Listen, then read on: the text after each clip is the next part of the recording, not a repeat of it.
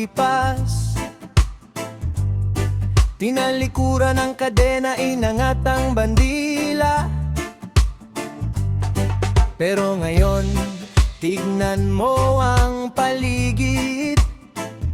May bagong mananako, tahimik at mabilis. Hindi na baril, hindi na sundalo, kundi negosyo, utang at kasundo ang nakawago. Yaman ng dagat, yaman ng lupa, hawak ng dayuhan, tayo ay taga-tingin lang pala. Minahan nila ang ating ginto, langis at tanso, ibinebenta sa atin ng mahal ang lobo. Sila ang may-ari, sila ang may kontrol, tayo naman ang nagtatrabaho. Sweldo ay kulang at kulang pa rin sa tungkulin. Sinasakop na naman, sinasakop na naman. Hindi sa dahas kundi sa bulsa at isipan. Ang sariling bayan parang hindi na atin, kaisa ng dayuhan ang ilang pinuno natin. Sinasakop na naman, sinasakop na naman. Neokolonyalismo, modernong alipinan. Gising kaibigan, buksan ang mata, huwag hayaang angkinin ang ating kinabukasan. At lupa, kultura natin unti-unting nabubura. Mas gusto ang galing sa labas, sariling atin ay kinakahiya. Produkto nila binibili natin, habang ang lokal na industriya unti-unting namamatay at nalalanta. Investment daw, development ang sabi, pero ang totoo, lalamunan ng gusto nila. Batas nila ang sinusunod, desisyon nila ang nasusunod.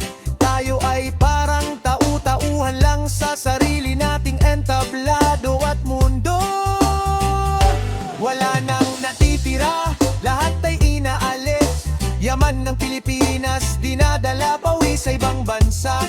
Tayo ay naiwan, dumi at sira-sira.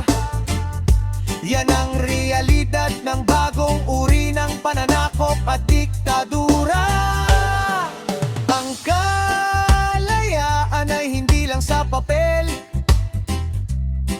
ito ay nasa kamay, nasa desisyon ng taong bayan. Huwag magpaalipin, huwag magpauto. Ang Pilipinas ay para sa Pilipino. Sinasakop na naman, sinasakop na naman. Hindi sa dahas kundi sa bulsa at isipan. Ang sariling bayan parang hindi na atin, kaisa ng dayuhan ang ilang pinuno natin. Sinasakop na naman, sinasakop na naman. Neokolonyalismo, modernong alipinan. Gising kaibigan, buksan ang mata, huwag hayaang angkinin ang ating kinabukasan. At lupa, yeah, mula sa Kastila, sa Amerikano, ngayon sino na, tandaan natin. Ang tunay na kalayaan